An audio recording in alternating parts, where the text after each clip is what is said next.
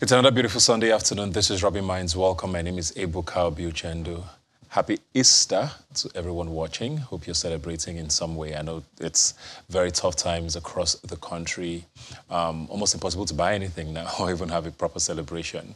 What we thought were basic things like rice almost seem like luxuries these days. So whatever way you can, I hope you're able to just be around family and try to take a breather from all the issues that are being thrown at us across the country. Yes, politics is still in the air. There's a lot more declarations that's happened in the past week. Looks like some more will be coming in the next week. There's a joke about us probably having more candidates than voters by the time the primaries are around the corner. But hey, that's what democracy is all about. So we're looking forward to all of that as they come. But this show today, we're going to be starting off with something that caught the attention of the entire country and even the continent to an extent, you know. Domestic violence has been a front burner topic for quite a while now, but we did hear news about the death of a gospel singer who was very loved by a lot of people. But the stories that have come out after her passing away has gripped the nation's attention, and we're going to be talking about domestic violence and what we just can do in situations where we find ourselves. I have here with me Betty Abba, who's the founder, executive director, See Hope Nigeria, and a women and children's rights advocate. Thanks for being here today. And of course, Titilayo Vaivo Adeni, executive secretary of the Lagos State Domestic and Sexual Violence Agency. Thanks for coming. So, you know, of course, our condolences to Osinachi's family. Everybody knows what happened there, and we've seen so many write-ups and, you know, narratives. Even her family have spoken up. But I think the one narrative that everybody is trying to understand, which keeps coming up, is why is it so hard to leave? And when is it time to leave? It seems like that's what people have been trying to understand. For someone who's so successful in her career, why domestically was it hard for her to, you know, take that step? Oh, thank you so much. I would say that it's also very well known, the stigma that's attached to divorce, separation, and people taking a walk out of marriage. And for someone like her, who was in a very sensitive position, so to say, because Nigeria is an extremely religious country, and she was a fantastic singer, she was well known. So I guess that she was not able to reconcile the fact of her being a divorced person and being a Christian musician. There was also the prospect, the possibility that she was going to lose many of her clients, so to say, because if she were known to be a divorcee, many people that invite her for conferences would not have done that, would not go ahead to continue inviting her. So I guess that must have been one of the reasons, and is the reason why so many thousands, if not millions of people are still in hellish marriages and relationships, because they're very conscious of societal stigma, religious sentiment. I guess that was what happened. And also, why people stay, apart from the religious sentiment, is insecurity. People are so afraid of the next step.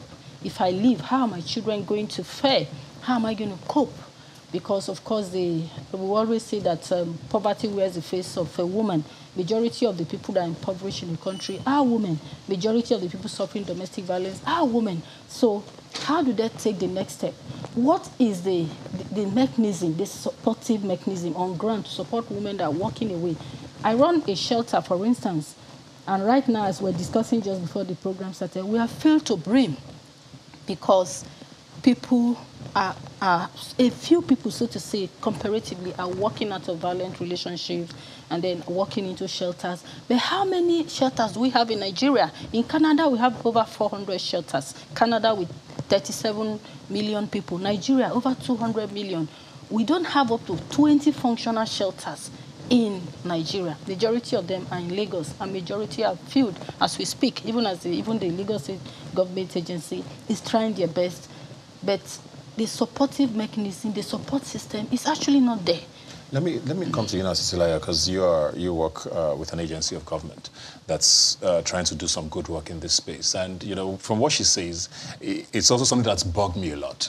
Because a lot of people have talked about, you know, society, stigma, religion. There are so many layers to why she probably couldn't leave and why most people don't. You know, so that support system seems to be the recurring conversation. Is it a societal support? Is it government? Is it policy? What is it that we should be doing? Thank you. Thank you so much. I think it's everything. It's the society, it's government, it's policy, it's access to justice. Society, the family. So a daughter tells her mom that she's experiencing violence. What's the response of the mother? Is it stay there, marriage should be endured? You don't have a room in your father's house. What is your response? And then government, of course. Government is there to protect lives and property.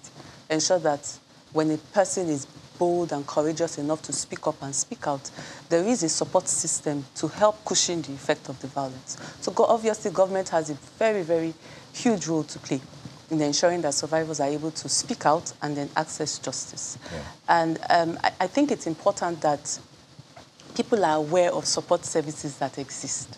A lot is going on. A lot of empowerment programs, for instance. In Lagos, we just recently launched the Domestic and Sexual Violence Trust Fund, where survivors can access grants. Perhaps they want to secure accommodation. Because accommodation, as Mrs. Abba said, is very important. Somebody feels their life is threatened. Where do they go to? In the absence of us restraining the alleged abuser from coming to the house, alternative accommodation has to be provided. So that grant is supposed to provide for accommodation. We also have instances where, because of the stigma associated with the crime, we need to relocate families out, especially when it comes to sexual violence, child sexual abuse. That also can be catered for. Many people suffer serious medical conditions as a result of the violence. We had a lady where she had lost the ability to use her left leg because of the violence. Of course, she has to receive medical attention. So, you know, they can access medical support as well. So there are a lot of support services that exist. Are they enough? Definitely not. But they are there. Yeah. And it's just to, I think, on part of government to continue to create awareness about these support services available and encourage people that when they speak, there are support services that they can take advantage of. And it's the how that I want to get into now, because I was looking at statistics and some data said something about just about 18.6% of people report violence, I think, and that's for the Southwest. Okay. And that has the highest amongst the 6 geopolitical zones. So it makes you wonder what else is even happening outside the Southwest, you know. So it's good enough that, you know, when you speak up, you have places to go to. But what does government do, or what does your agency do, if anything, to even help with the speaking up itself before you even have to look for help, if you know what I mean? Yes, definitely. We believe enlightenment is key. A lot of people are experiencing violence. They don't even know they're experiencing violence because of the vicious cycle of abuse. And then because of our socialization, patriarchy, we're in a community where it's almost like women have been suppressed. And so we're just emerging, we're speaking about these issues. So it's going to take time for us to break this culture of silence. So what we started doing this year was to go to, we have a program called It's On Us, where we're going to all the local governments. We've been to 5 now. We have town hall meetings with community leaders, CDC, CDA chairmen, the youth, where we engage them about these issues. These are crimes against the state, punishable by 7, 14 years, whatever the crime is, and then encourage them to see themselves as mandated reporters, bystanders. You know that your neighbor is experiencing violence. Do you just turn a blind eye and say it doesn't concern me? It's on us. It concerns each and every one of us. And then encourage people to take advantage of, for instance, telephone numbers. We have a toll-free line, 24/7, that people can, reach out and speak. So yes, we are doing a lot of advocacy, especially in the community, in the grassroots areas. We have a guest I'll come to you. We have a guest who's joining us online, but I want to just segue from that very quickly, because one thing that came up a lot as well was when the pastor of the church spoke up and talked about him not knowing, but apparently the kids knew, they never told him, even some people in his choir knew. So it's also brought up a conversation of when is it okay to tell You know, because they all said they didn't want to because she told them not to, because she didn't want to lose her marriage. What sort of duty do we hold? At what point do we need to step in for somebody else? And how do you do that the right way? In a way, to respond to that, just to derive from what Titular said about sensitization, people have to even be sensitized to be able to speak up as soon as possible, And then we also have to create the enabling environment. When the pastor came out after 5 days, in the case of Osinachi's case, and after all the lashings and all of that, to say they were not aware. The question I asked was that, did you provide the enabling environment for her to speak up? Because in the case of... Comfortable enough, the space, the safety, for a safe space, so to her, within the religious environment, within the church, for her to be able to speak up. Obviously not. And in the case of Osinachi again, she spoke to almost everyone around except her own church people. So why was that? It wasn't as if she wasn't speaking. The intensity of her song was a way of her crying out for help. If you actually listen to her very well, there was a certain intensity about the song. So, but it's obvious that she wasn't speaking to the right person. Some person said she was invited to their programs and then she would break down and cry and tell them what was happening. So it's just for us to provide the right space, the right environment for people to speak up. And then for people suffering domestic violence themselves to take their own lives in their hands and speak up. Yeah. Even if the environment is not there, like Titi Lola said, there are government agencies, there are NGOs, the police is there. Just walk up and speak up, because at the end of the day, it's your life. Eventually. It's your life. Ultimately. Yes. We'll come back to you, but we'll have a guest joining us via Titi Shonuga, who's an artist and a poet. Thanks a lot for joining us, Titi. I know you do a lot of advocacy with your poems and with your art and all of that. And, you know, I believe that there's never enough ways, you know, where we can speak up with this. What drives that for you? Why is that a focal point for you? I think the role of art is to reflect the times, right? It's not to moralize or tell people what to do, but it really is to reflect the times that we live in, reflect our experiences. And for me, in particular, the experiences of women are central and important and relevant. And so I try to highlight that in the work that I do, so that for people who aren't necessarily listening to the news or in touch with what is happening in real time, they can use art as a medium to understand what women are experiencing. So I don't know, do you feel that the message gets passed across? Because some people might feel like, okay, is art really effective enough? What other ways do you think people can use this message? I mean, because people like the ladies in my studio here are doing the work, you know, but getting the word out there, are there other mediums? Because, I mean, someone like me, for example, what do I need to do? Yeah, I think, you know, there's a quote that I love where it says something like, there must be room amongst who we can sit down and weep and still be counted as warriors. And so when a cause is as big as this, everybody needs to attack it from the place that they are in. So there are people on the ground who are doing the work at the level of advocacy and providing safe spaces for women to escape to when they need to. There are artists who are creating arts that speaks about all sorts of things, but specifically about the experiences of women. But there are also everyday people who have women in their lives, who have daughters, who have friends, who can step in their own small ways, who, when a woman comes to you and says, you know, I'm experiencing something, it's a little off, maybe we haven't yet gotten to the point where it's physically violent, but confides in you, to probe a little deeper at the point where it's still, you know, something verbal, because the dial gets turned on slowly. So I'd say wherever you are, in whatever avenues you occupy, in your workplace, in your homes, that's the place to be advocating from. And that too is a valuable part of the work that everybody is trying to do. All right. We also have Chigirl joining us online there. Just to bring her in very quickly, because I know you're part of a musical that's going on now at the country. Yes. Explain to us what this play is doing and why it's important to this conversation about domestic violence. I think one of the... Can you hear me? First of all, yes, we can hear you. Go on.